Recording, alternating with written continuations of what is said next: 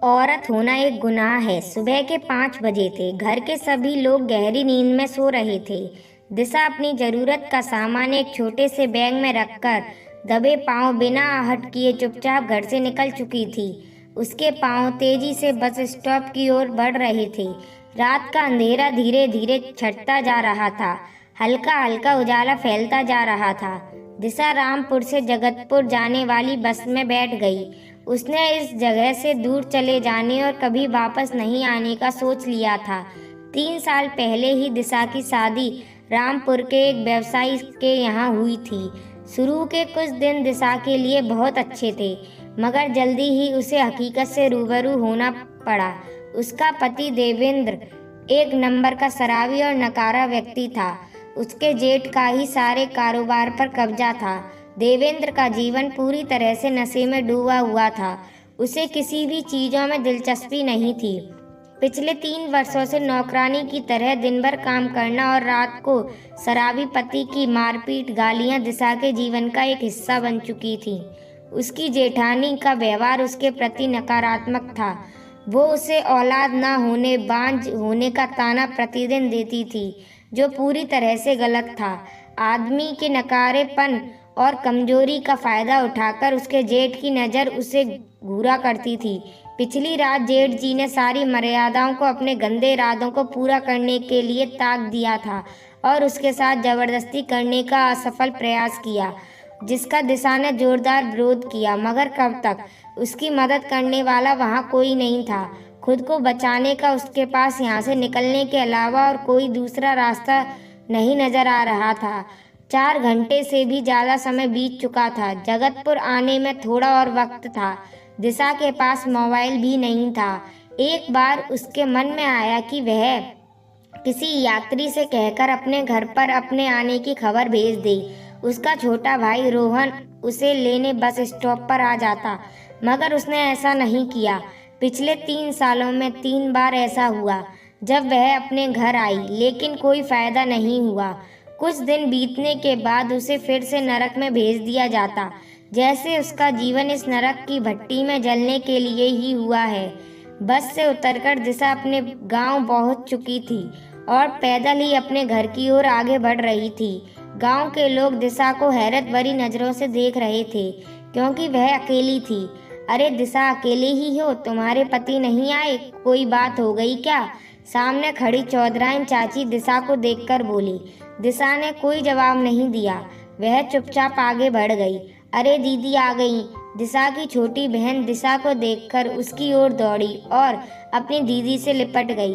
रोहन दिशा के पास आकर उसके चरण स्पर्श करने के बाद उसके बैग को उठाते हुए बोला, अरे दीदी, तुम अकेले ही चली आई? मुझे नहीं बताया, मैं तुम्हें लेने आ जाता। दिशा ने प्यार से रोहन के सिर पर हाथ फेरा और बोली, भाई हाँ, मैं अकेली ही आई हूँ, अकेली ही चलूंगी। अब मेरे साथ चलने के लिए कोई नहीं आएगा, ना ही मैं किसी के साथ जाऊंगी। रोहन एकटक अपनी दीदी की ओर देख रहा था। वह समझ चुका था अपनी दीदी के जीवन के दुख को। वह अपने जीजाजी की गंदी हरकतों से भली भांति परिचित था। सामने बेटी को देखकर दिशा की माँ की आंखों में आंसू चलने लगे। वह दिशा को गले लगाकर रोने लगी। बाबूजी खामोश थे, जैसे कि वह सब कुछ जानकर अनजान बनने की कोशिश कर रहे हों। दिशा ने पूरी घटना के बारे में माँ को बताया और रोने लगी। अरे दीदी, तुम क्यों रो रही हो? रोएंगे तो वह लोग जिन्होंने मेरी दीदी के साथ अमानवीय कृत्य करने की कोशिश की है। मैं उन्हें छोड़ूंगा नहीं। दिशा भाई रोहन को शांत करते हुए बोली, जिसके साथ मैंने 7 फेरे लिए, जीवन भर साथ निभाने की कसमें खाई, जब वो ही मेरी इज्जत नीलाम करना चाहता है तो भला हम किसके लिए लड़ेंगे? इस नकारा और नशेड़ी इंसान के लिए, जिसके लिए पत्नी सिर्फ पर्दा है, अपनी नामर्दी को छुपाने के लिए। अब मैं उस नर्क में वापस नहीं जाना चाहती। उस घर में जाने से अच्छा है कि मौत को गले लगा लो। वहाँ पर रोज घुट घुट के मरने से तो मौत ही अच्छी है। कहकर दिशा खामोश हो गई। बाबूजी के पास उसके पति देवेंद्र का फोन आया। वह कह रहा था कि आपकी बेटी बिना बताए अपने प्रेमी के साथ भाग गई है। मेरी बेटी कहीं भागने वाली नहीं है, वो अपने घर आई है और वापस कभी नहीं जाएगी।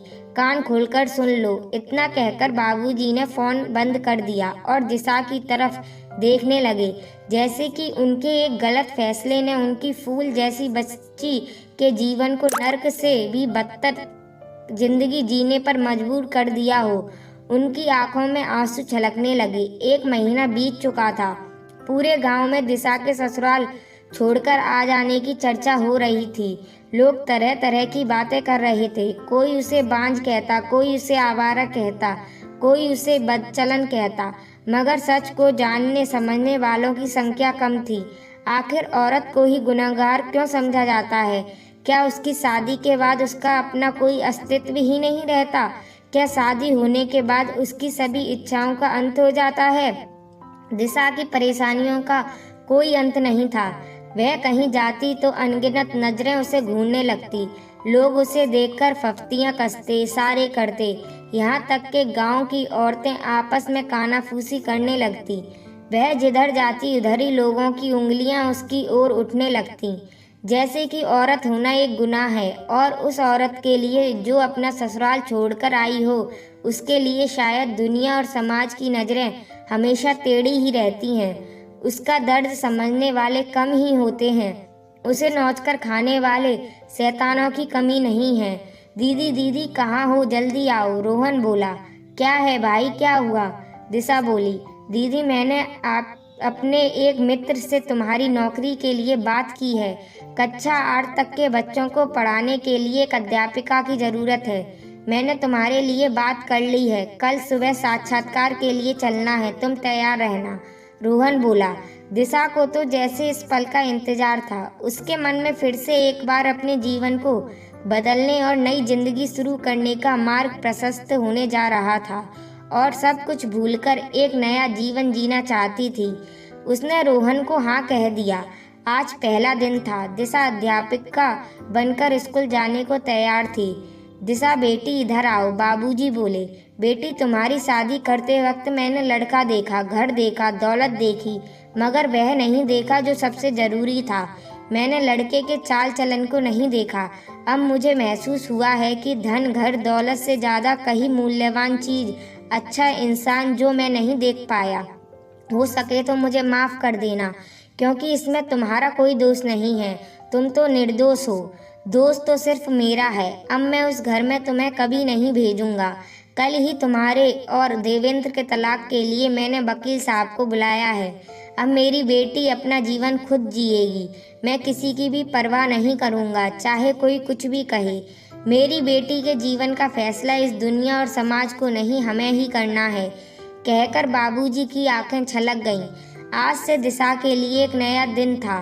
वह घर से निकलकर चल पड़ी अपने नवजीवन की ओर, जहां उसे प्रताड़ित करने वाला कोई नहीं था। अब उसे अपने जीवन का लक्ष्य प्राप्त करने से कोई भी रोकने टोकने वाला नहीं था। वह आज़ाद हो चुकी थी उस जीवन से जो उसके लिए अभिशाप बन गया था। यह कहानी आज भी हमारे समाज में हर दूसरे घर की कहानी है। दिशा के परिवार की तरह सबको अपनी बेटियों को संभालना और साथ देना चाहिए, तभी हर बेटी खुश रहेगी।